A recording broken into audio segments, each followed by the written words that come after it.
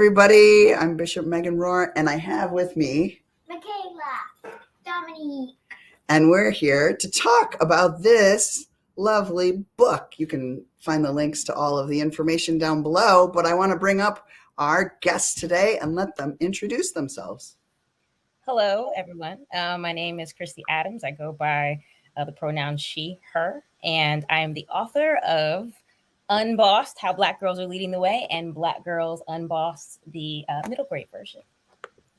And because there's more than one version of the book, we thought we would have a two-part conversation today that I could talk to you about the older people version.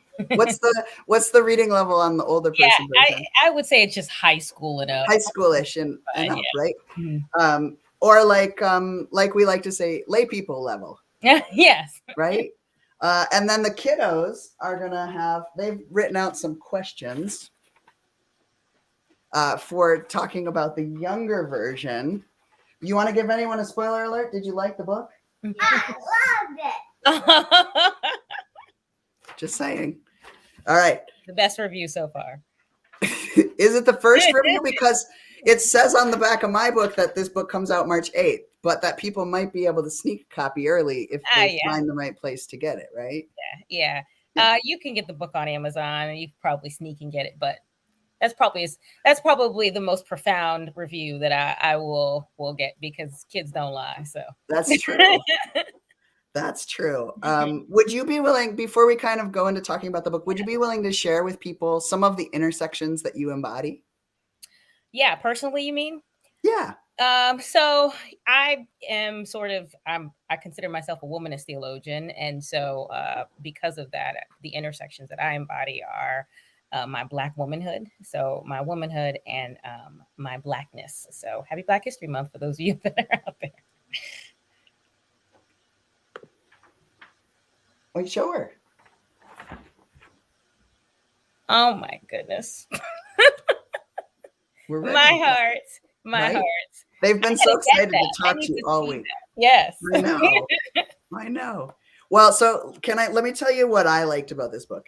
I liked that this book did several things. One, it talks about different leadership styles, which isn't something that every kind of book does. It doesn't assume that every person has all the leadership styles, but it talks about different people having different kinds of leadership styles, and their different leadership styles happen in different circumstances and based on the strengths that God has called them to live into in the world, not just because of, they read a book and they thought they should be that kind of person. Right.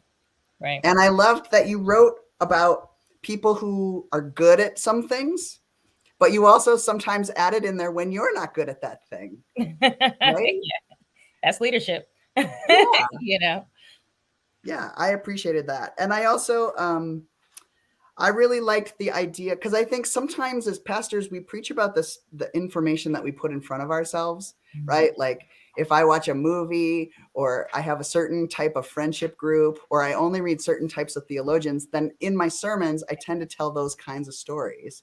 And I really appreciated that each of these chapters, because each chapter is about a different person and some of the ways that they followed the call to be themselves or to witness into the world in their unique way. And I just loved that each of these chapters would make like a great sermon illustration or would make a great like Bible study conversation, but that for people who might not have folk that they know about, like they might not have beautiful Black girls in their life, right? But that they can read about some and have more of a lectionary for the ways that we have conversations with each other. Yeah.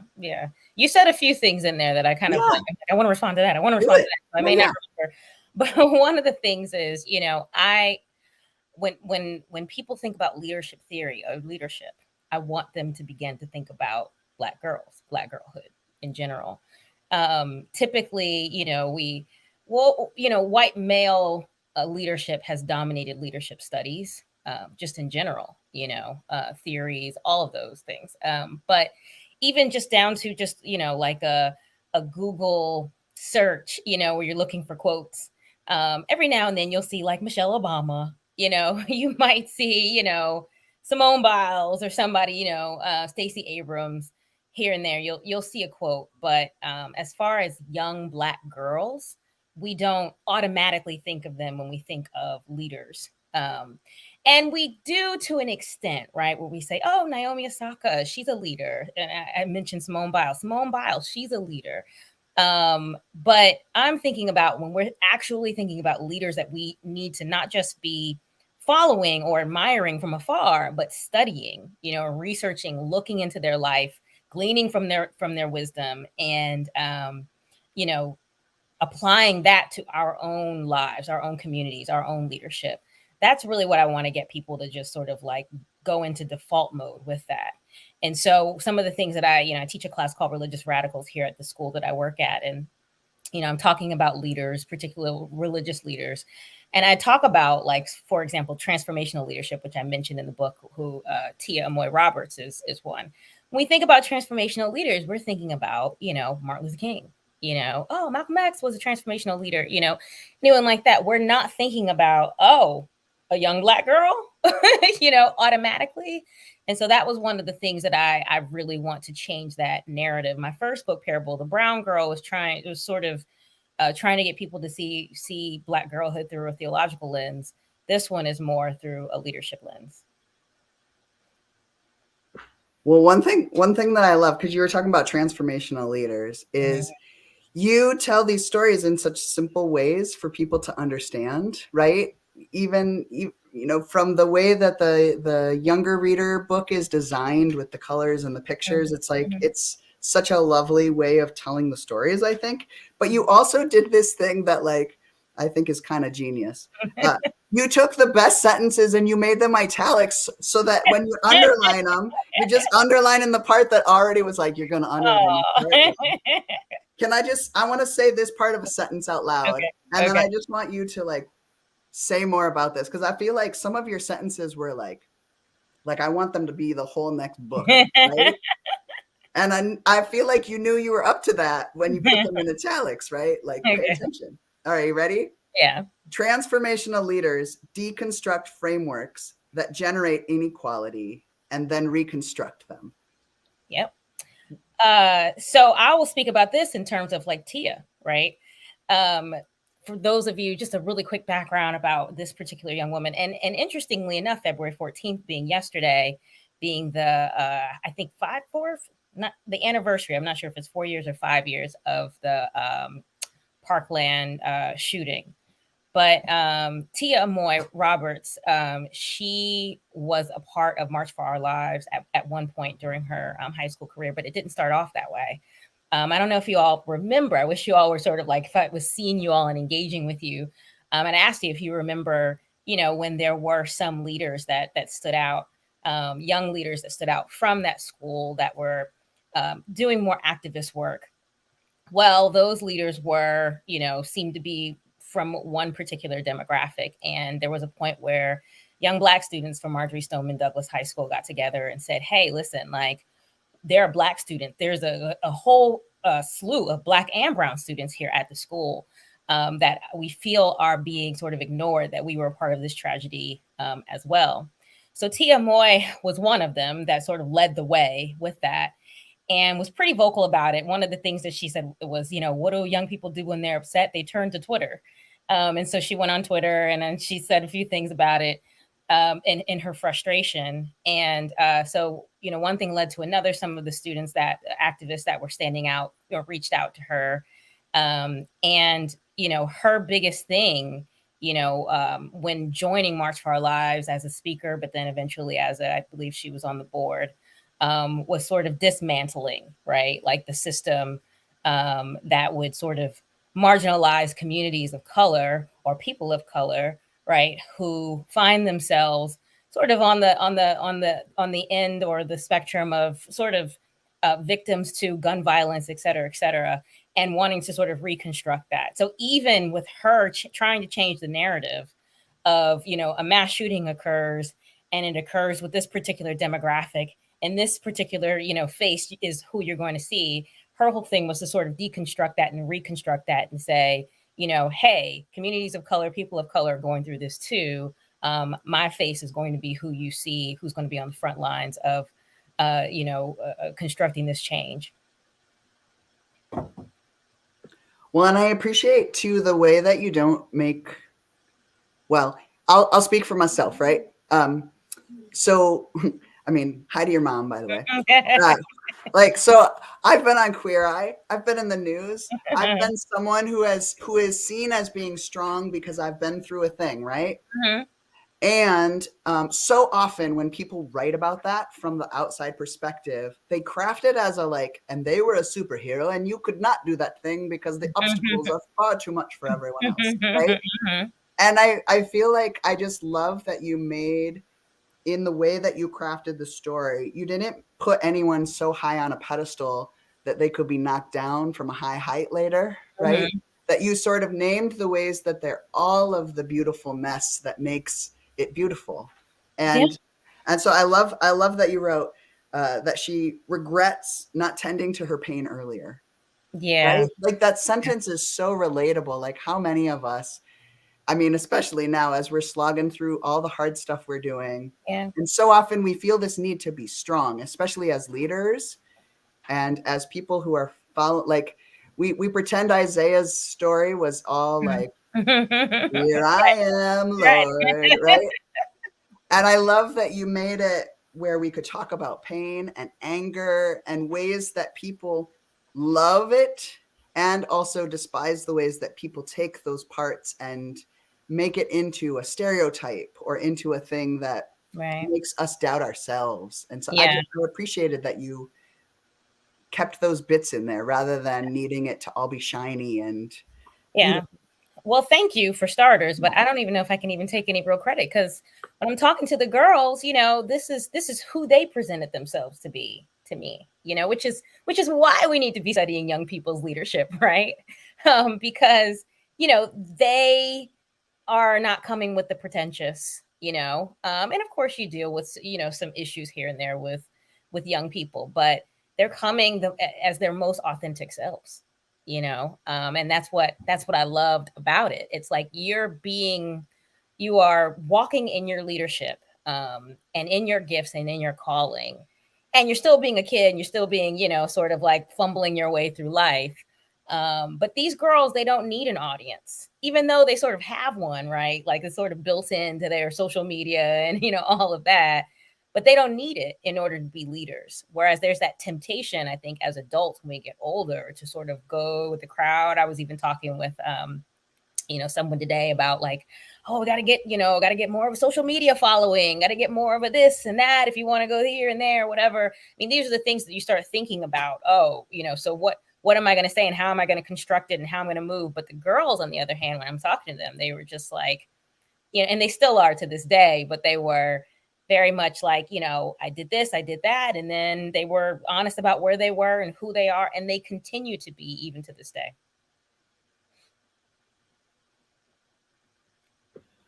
Well, I mean, I appreciate that you sort of followed that lead. And I was still going to give you credit because you're the one on the Zoom in the live stream today. But I just think I'm a parent of beautiful Black children, and we start each day by cuddling and naming that Black is beautiful and trying to like be a part of like developing the hardest thing in the world, which is self-esteem prior to puberty that outlasts puberty, right? And all the ways that the world tries to like reshape that. And so I spend a lot of time worrying because I don't have the same skin and I didn't have the same experience growing up. And I feel like the way that you wrote, it gave me so much hope for their teenage years because it helped me to just kind of see the ways that strength comes from those difficulties and the ways that people, particularly because I mean, I try to read them books and it's very hard to find books that have characters that match their realities. And so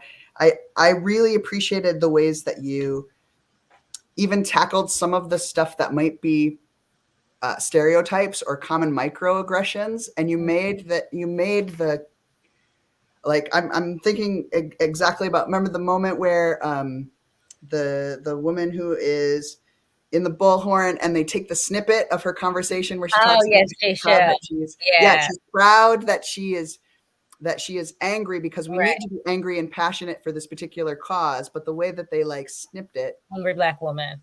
right, it brought up those old stereotypes and the works that she had done to kind of like navigate a way through the crap Right.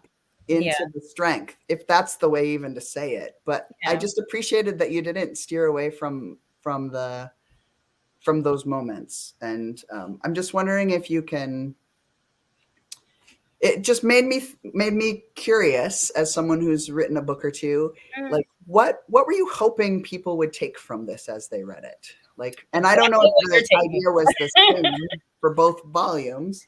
Yeah. But like, yeah, exactly what you're taking from it. So it's giving me hope, you know, and encouragement. So thank you so much. You know, I want a few things. You know, I want for people to take Black girl leaders seriously. You know, sometimes we have a tendency to do the old Sunday school, you know, go ahead, baby, it's, you know, go ahead, it's okay, and not really listening to them, you know, like the kids in church singing in the choir, and you're like, they sound horrible, but you're like, okay, go ahead, you know, like I don't want that for these girls. I want for us to, you know, look at them and not just, you know, be in awe, but to read their stories and to take from it and to glean from it and to apply something to our own lives, right?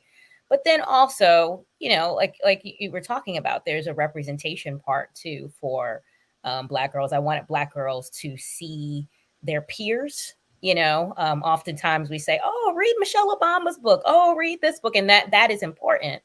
You know, to read from those that came before us or our elders, but they also need to see that there are young people who are their age, you know, that may have their particular leadership style or doesn't, you know, that are doing the work, whether they have large audiences or not. And so that was something that was important. And this is mainly for the adult book, right? The being taken seriously thing is something that's like very important to me. So you'll hear me say that sort of like over and over again. Like I want them to be taken seriously. I definitely do, because I feel like Black girls are like a fad, right? When it comes to pop culture, it's like I mentioned Amanda Gorman in both of the intros, and you know the response to her was, you know, I enjoyed watching people be in awe of her, but then there was a part of me that was like, you know, why are you all surprised? Which is what I wrote in the book, right? Like, why are we surprised by an Amanda Gorman and her brilliance? You know, there are young Black girls in our own communities and our families that are equally as brilliant, that we are sort of stepping over on the way to wherever we're going. And I think the time for that, you know, is it's time for us to sort of move past that and make that more normative, make the Amanda Gormans of the world, who are our neighbors, who are, you know, in the classrooms that we're teaching, who are in the pews, to make the awe and the sort of honoring and celebrating of those young women as an integral part of society, right? It's normative. It's a part of church. It's a part of society. It's a part of academic discourse, right? Like it's normal. Now for Black Girls Unbossed, I wanted young Black girls to sort of see themselves, right? So they're seeing the same girls, but to see themselves, but also to learn from, because we have at the end of each chapter, there's the wisdom, and the same thing is in the adult book, but it's sort of more highlighted in the middle grade book, the wisdom that comes from it. And I think there, you know, I always talk to any of the girls, not just the girls that I interview in this book, but mainly like, you know, teenagers. And I'm like, hey, if there's other Black girls out here listening, you know, what's your advice? What would you say to them? You know, why do you think X, Y, and Z? I'm always asking them to make sure that they're looking out for their younger sisters along the way. I love that. I was distracted for a second because I was handed a couple more pictures. Are you ready? I need that. I need those. That is beautiful. That looks just like the cover. Right? Come on. I can tell what school you ladies go to. Yeah, they go to the Civil Rights Academy. Well, what I was going to say is, and I think what they want actually is their time, because they've been looking forward to talking to you all week. But I want to say a thing first. If this book only was teaching people leadership skills, it would be a great book, right? If this book only was trying to teach people about the different experiences and microaggressions and actual like stereotypes that Black women and Black people in general face, like from the educational disadvantages to the ways that people have tried to keep people from reading for years in order to make them not be able to vote and not be able to have agency over their lives. Like if it was only about the terror that happens when we let violence happen in some communities and not in others, if it was only about those things, it would have been enough, right? But it is not lost on me, and I'm going to assume because of how well crafted the book is, that you could have published it in lots of different places, but you chose Lutherans, right? You chose a house of faith to publish this book. And so I'm curious, like, cause you could have written this book from a purely journalistic space. You could have had like Random House publish it, and it's just a story of inspiring people, right? But you chose a theological publishing house to be the place to publish it. And I know you to be a faithful person. And I was just curious if you'd speak a little bit about why this is a spiritual conversation. Yeah, well, for starters, I'm always going to default to the theological, right? That's just my nature. That's my background. I went to Princeton Theological Seminary. You know, it's who I am, you know. And what's very funny, side note, is that I did a 1-year PhD. I started a PhD program, didn't finish it, so I'm not there. And but it was a 1 year, and it was in organizational leadership. And I took pretty much some of the papers that I wrote and what I sort of the books that I still have that I was like, what am I going to do with these? Because I'm not doing anything, and integrated it into writing this. But, you know, it was interesting because when I left that program, I was like, I just wasted a year of my life, you know, but I didn't, because I feel like I learned so much and I was able to put it into the book. But I didn't continue the program because I think some of the professors were like, you think too theological, like everything you sort of turn into a theological something. And I was like, oh, I guess you're right. All right, I won't be here, you know. So that was the end of that. But you know, this book is about calling and purpose. The leadership is about calling and purpose and vocation, and you can't divorce it, you know. So even if it was at a sort of, I don't know if the word secular is even a word we use anymore, but you know, at a publishing agency that was not theological, that was a little bit more broad, it would still be a conversation about calling and purpose and vocation. It's just you can't separate it. And even some of the girls in the book, regardless of their faith and their background, are essentially speaking very theologically, which is sort of like the foundation of the argument that I make, that God speaks through Black girls, right? That we can learn more about God through the lives of Black girls, regardless of what church they say they go to or what they're affiliated with, or if they say they have no faith at all. Just inevitably, based off of the premise of the Imago Dei, Black girls reflect the image of God, and not just aesthetically, but also something that we can learn personally. See, that was a whole sermon and a half right there. Right? No, I could not be a bigger fan of this writing. And if there was only the like high school version, that would have been enough. But you also got it's middle readers. I don't know what that actual age level is. My 3rd and 4th graders tackled it. They were into it. Yeah. Right? Do you want to talk about it, you guys? Yeah. Grab your book. Come on up here. Get ready. I'm nervous. I mean, some of these are really tough questions. I know. I'm nervous. Do you want to sit in the chair? Yeah. Okay. You're up. Oh, uh-oh. Uh-oh. Now you might not be tall enough if you sit in the chair. Here, we'll do it back here. No? We got to put you on a cushion. There we go. Here, sit on this. Why don't you ask a question, and then we'll get you situated. Oh, there we go. All right. Ask me anything you want. Where's? Oh, your questions? Okay. Oh, okay. Gotta have your interview questions. Okay. Here, I'll hold up the book. Why does Hannah Lucas. Why does Hannah Lucas want to push a button, and what for? Okay. So Hannah Lucas was having a really tough time, and she wanted to push a button like on her phone, because you know how like phones have like apps, right? She wanted, there's Hannah. She wanted there to be a button that she can push on her phone that's like an app. Yep, there she is. And that's what it says. I just want to push a button. Yeah. Yeah. She wanted to push a button where she could tell her mom or her friends that she wasn't okay. And she felt like it was like an app that she can push the button and it would call her mom and let her mom know that she wasn't okay. Because she got sad sometimes and depressed sometimes.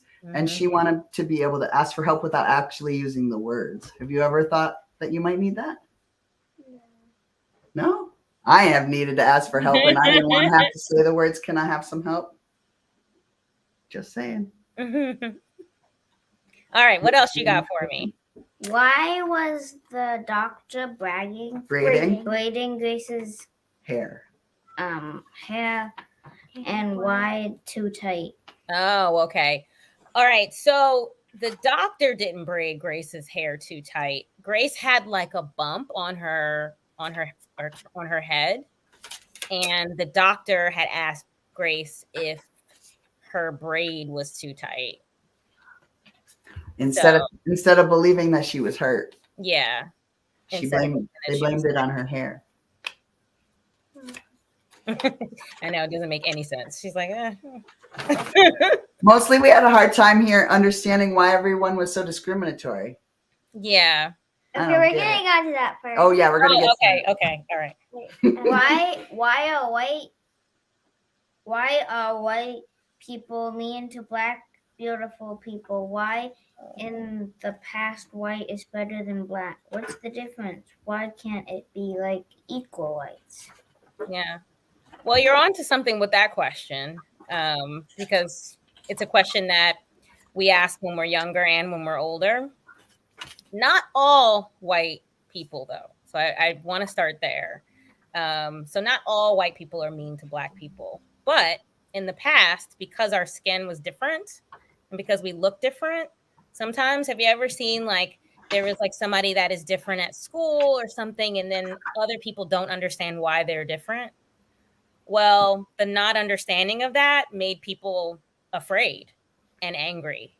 And that led them to treat black people unfairly because they didn't understand why they looked different and were afraid at their difference, which is not good.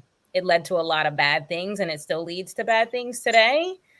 But there are a lot of good people in the world that are doing good work. So we're hoping the good will overcome the bad. I have a question for you guys. What? Have you ever had anyone talk about how black or how light-skinned you are at school? It's okay. You ain't got to say it on the live stream. I was just asking. But they also probably go to a really conscious school too. So some days it is true. We do have to let people know before we visit congregations that my kids don't like their hair touched. I don't know if you ever needed to tell people that. Oh yeah, always to this day. I told you I just started locking my hair. Yeah. You know, and I'm on a campus that's predominantly white. And nobody's touching my hair, but then it becomes like, can I, well, what is like, it's like, oh, it looks great. What? And the explanation is not sort of an issue. It's the infringing upon your space. So, yeah, we try to talk about passing the peace, whether or not you're allowed to touch somebody's body or you got to get their permission before you touch it during the passing of the peace so that everybody feels safe. Yep. Okay, the next question is, why do boys get good treatment? Yeah, why do boys get good treatment? There's a word called patriarchy. No, I mean, I guess I could explain that. You know, just like sort of the race and the color issue, right? We live in a world where boys had sort of historically been treated better, had better positions, always were looked at as being the head, and girls were looked at as being lesser. And society is changing that because we're equals and we should be equals.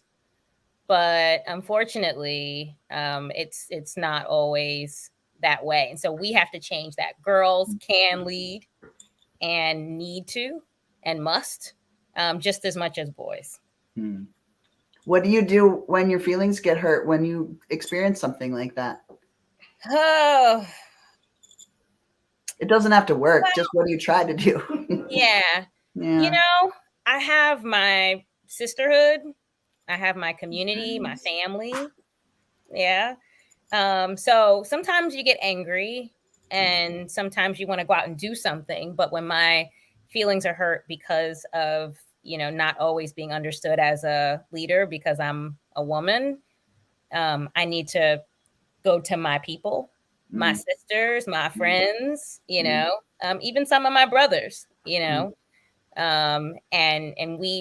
we heal each other through our conversation and make sure I'm honest about, how I'm feeling. That's a good way to do it. I'm glad you shared that.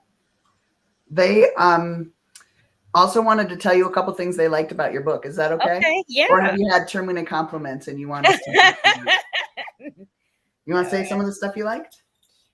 Wait, I need to get the book. You could. Why don't you stand up and then you can show what you like. All right.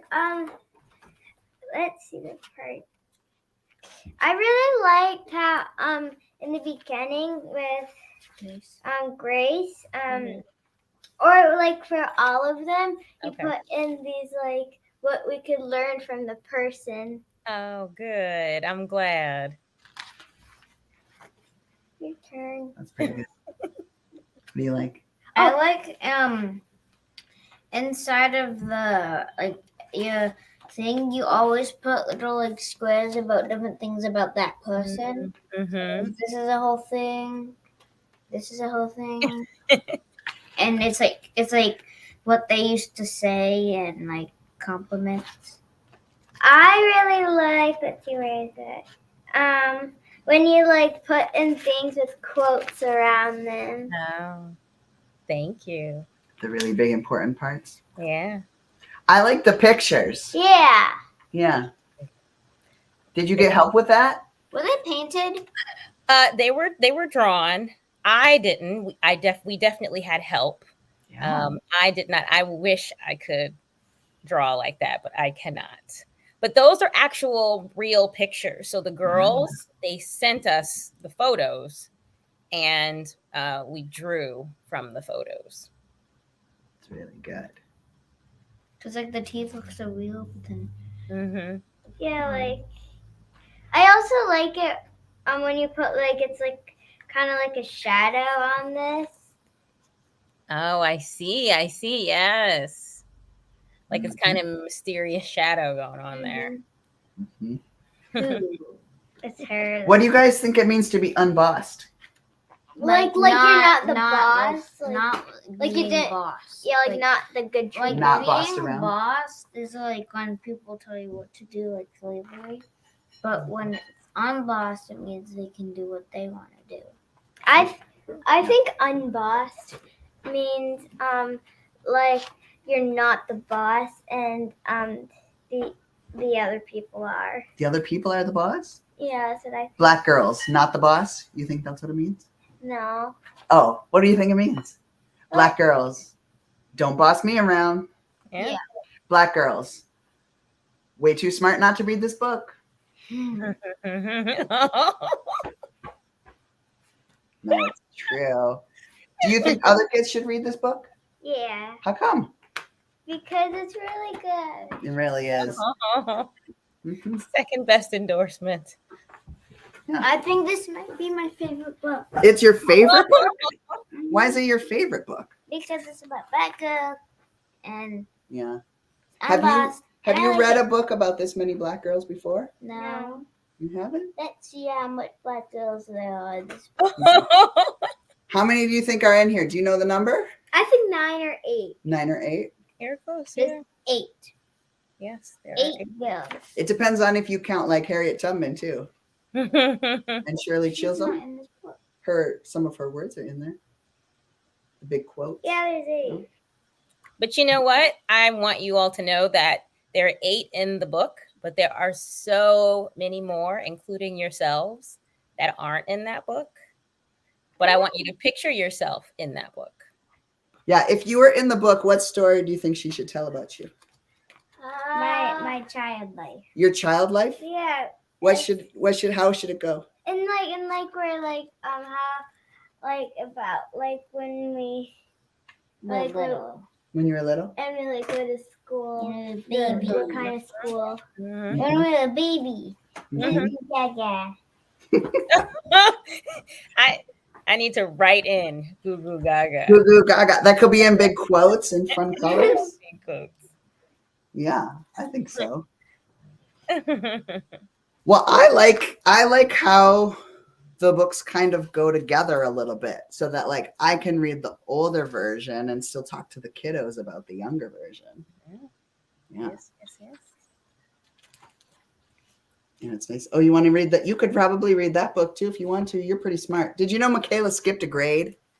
I'm not surprised. Makayla went from kindergarten to 2nd grade, and she got a medal at school today. What'd you get a medal at school today for? Being recognized. African American Let honor me see roll. that a little bit closer so I can see it. Oh, Yeah. that is great. Congratulations. Mm-hmm. She was a little nervous when she skipped a grade that she was gonna not be smart enough for the grade she skipped, but then she tried it out. Mhm. Pretty good. Wrote in this book. I know I underlined the book. You don't get in trouble when you're an adult and you do that. It just means you like it. Yeah. It's your book. If you have to give the book back, then you don't do that. But if Yeah, it's don't do your it at the library. That's a good point. Don't do that at the library. That's a good parent tip. Yep. Dominique and Makayla go to a place called Booker T. Washington in San Francisco, and it is designed to be a place that teaches math and science and engineering to Black children in San Francisco. Wow. And so they learn how to play the ukulele there and to program computers and to do all kinds of very smart math. And Dominique was excited this last couple of weeks because they were selected by their teacher to be someone likely to go to college. Oh, yeah. And they had to write an essay to be in a special program to go to college. Remember? Wow. Mm-hmm. Well, I can definitely see you going to college sooner than later, Dominique. Both of you. Mm-hmm. They're also known to, at the end of a church service, to go to the pulpit and give the counter argument to whichever sermon I preached and have some better stuff to say, right? Yeah, that's pretty good. What do you think about the actual pictures? How do you pronounce the name? Ask her. How do you pronounce this name? Oh, that's Sanyu Lukoma. Mm-hmm. I liked her. She was really smart. Did she write that? She wrote a bunch of books. Yeah. It's pretty good, right? I wish I had her book now. She has a children's book that's downstairs in my office that's called Subi's Sunny Smile. So yeah. Cute. She wants to have a publishing house called Black Girls Read, right? Yeah, I don't know if she's gonna call it Black Girls Read or Brown Kids Read. I don't know if she's gonna call it the same Black thing. Girls Yeah. Read. It's okay. It's because it's in the book. Oh, okay. They Yeah. know. Yes. It was a long time ago that I wrote this, so thank you for correcting me. Yeah. You want to find it and show her? Yeah. Thanks for tonight. I'll look for the book next time I visit underground Sacramento Oak Park. This conversation leads me to think about poet and author Marilyn Nelson, a member of the First English Lutheran in Oak Park neighborhood as an adolescent. Her How I Discovered Poetry recalls her life from early childhood memories to adolescence. She was a yearbook editor at Hiram Johnson High School in Sacramento in 1965, and a current former member in her 1990s remembers that Marilyn got into some. sounds like that one might continue. Yeah. I like the idea that people are lifting up Black girls that they love in the comments. I see it. I feel like it's like I've always thought that like the biblical stories are just some of the faithful stories of people. And I always wished that there were more books written about what the faithful stories of today are, right? And so I kind of see this as like a way to kind of talk about the way people get to keep being faithful in the world, right? Yeah. You got any more questions about how to write a book? I think one more question. One more question. Okay. Why in each chapter there's like a different, like, why, if the book, like every girl, since they're all different, it's all about different things. Like, why Why is it about different girls? Different like, things that they like? different things that happen to them. Oh, yeah. Oh, well, because each of them has their own story. And so when I interviewed them and talked to them, they each told me a different story. And I want everybody to know that all Black girls have different lives, very different from each other, not the same lives. We all have different stories, and all the stories need to be told. But I like that you also picked some people that had some stuff that was the same, like that, like especially about like reading different people who experienced some of the same struggles or thought about some of the same things in leadership. So there were ways in which they were all different, but they had some ways that they were the same. And every one of them had like one thing they want, like a few things they wanted to achieve. Yes, they all have a goal. But if you were to even talk to some of those girls now, they're not just leading. They're doing other things, like Jay Shell, who we were talking about earlier, and the angry Black woman thing. She loves wrestling now. What? Her thing. She doesn't wrestle, but she loves the sport of wrestling. She's involved in wrestling. Yeah, right here. Yeah, you can show her a picture if you want to. Oh, she would love that. Yes, that's what kind of Is she still alive? She is. Is everybody in the book still alive? Everyone in the book is still alive. I'm so grateful. That was a question that made me very nervous there for a second. Well, sometimes people write about people in the past, a long time ago. But most of these are people who have lived recently. So if they died, it would have been recently. This one? Yeah. Yeah. Did you learn anything in the book, like how you want to be? Like each part of the book is about like a different way that you can like be passionate about something or try to accomplish something. Did it make you think about what you might want to be when you're older, or what kinds of things? I want to be someone that fights for the world. Fights for the world. With fists, or like with words, or with a bullhorn? Words. Wait, I gotta see. You gonna find your favorite part? I'm gonna find the one that inspires me. Okay. Okay. You inspire me. Aww. What about her inspires you? Books about Black girls. They were really excited to talk to someone who is Black and female and an author who also was able to write a book about people who are Black and female, right? I'm inspired by her because I want to be a musical thing. Aww. I'm going to show her this, and she is going to love it. She's in college now in New York City. Really? That's pretty good. Now, just so you know, she went to Princeton. So it's a very fancy school. You got to be very, very smart to go there. So I guess it's possible, right?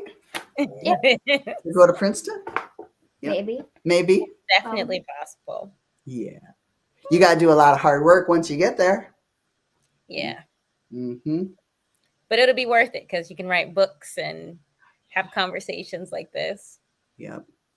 Makayla and Dominique really like to write books. When they wake up in the morning, they start writing books. Wow. And they work on chapter books together. Don't have They to wait try till you write go to their Princeton. stories.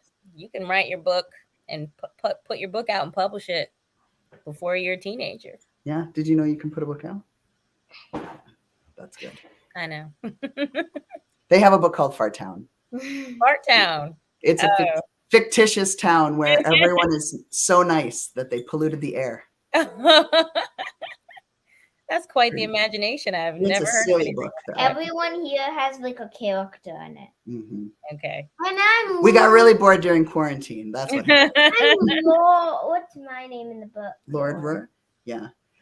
Dominique and Makayla got to pick their own middle names, and they got to pick their middle name based on a Black leader. And we talked about different Black leaders and why they were special and the kind of skills that they had. And so they each picked their own middle name. And I wonder if they tell you their middle name, if you can guess the kind of leaders they like. Okay. Okay, tell her your middle name. Lord. Lord? Guess. Lord. Oh. Guess my middle name. Wait, hold on. We got to ask if she knows who. Do you know who the Audre Lord? Lorde?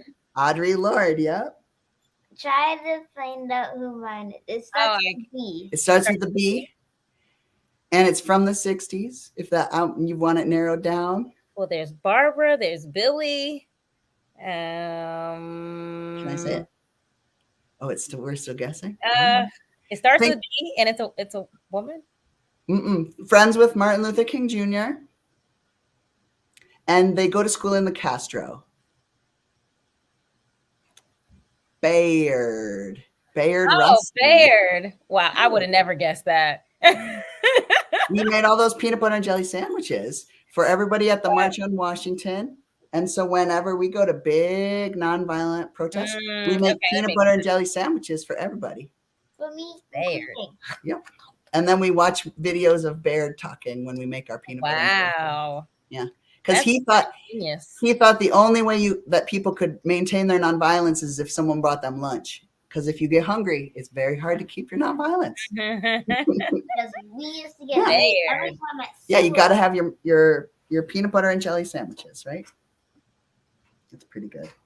Do you have any more thoughts that you want to share? Or more compliments? I feel like compliments are fine at this point. I've had so many compliments. Thank you. Do you want to tell people why they should buy the book? We should do it so she doesn't have to hawk her wares. You should buy the book because it's about Black girls who rule the world. Yeah. In a good way. In a good way. Yeah. Well, in a good way. Yes. In whatever way it happens. In a way that will change the world. Yeah. Thanks. And if you read the book, it'll help you figure out maybe the way that God is calling you to change the world. I'm just saying. Well, I have appreciated you. I have appreciated the time that you took. Like, thank goodness you were part of that PhD program. Right? Yes. And I appreciate that you did what is a very hard thing. You push print, right? So many people have great ideas and they're so nervous about how they might be received in the world that pushing print and having the final draft is, I think, one of the hardest things in life. Yeah. Like being willing for it to be greeted by the world. And it's a hard and vulnerable thing. And so I hope that you have nothing but blessings. Thank you. As this launches. The official date of the book coming out is March 8th. But again, apparently all things can be found if you are ready to read and out there enough, right? Yeah. Yes, very true.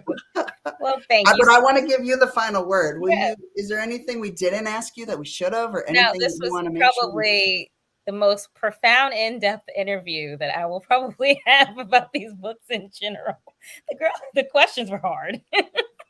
I mean, I don't know that you should be forced to explain why white people are the way they are. That's really unfair. But how do I do that in 30 seconds? But they wrote it in crayon, so I felt like they did, right? I had to explain it, Yeah. But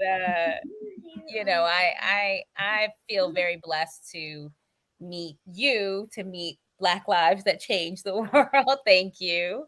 To just be on the receiving end of the brilliance of Black girls and their wisdom. And so yes, I want to sell books, but I want people to meet the girls. You know, I want them to meet them. I want them to be inspired by them. You do not have to be a Black person to pick up the book. You don't even have to be in proximity to Black people.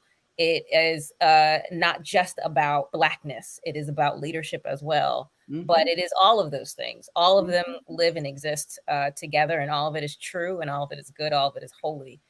And I want for us to be able to approach topics like this with that seriousness. Well, and I hear from a lot of people who are grandparents who wish that their grandkids went to church, and they are trying to like secretly buy books for their grandkids that will make them think about their faith life. And I think this book is a great like in between space, because it's not like old school missionary where it's like, believe these creeds or you're going to be in trouble. It really just is about people trying to follow their passion and how they can help the world be a better place and to like lean into their own leadership. And so if any of y'all out there are those grandparents who want to send secret books to your kids, so that your grandkids can read them and you can share your faith with them, even if that's not a thing that's been passed down in an obvious way. I think this is a really great way to at least have conversations about how we can be living forward into the world in hopefully kinder, more just ways, right? Yeah. You got a medal. Papa's a champion. You got any final words? Everyone's the champion. Everyone's the champion. Everyone's a champion. Yeah. Well, I hope for those of you who are watching live or on the recording, I hope that you will think about the ways that you continue to be called by God and loved and named and claimed by the full diversity of the world. If you haven't surrounded yourself with enough people who share these stories with you organically, then read about them on purpose or read about them just because. The more we vote with our dollars about which books we want printed, the more books like this get printed again in the future. And my kiddos need more books like this.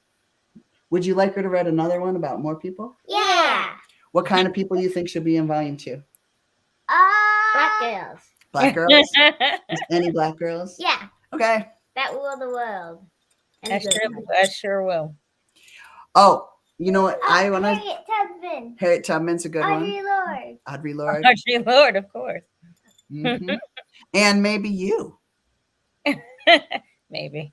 Making about the author, or a book, or just a separate book about you. Yeah.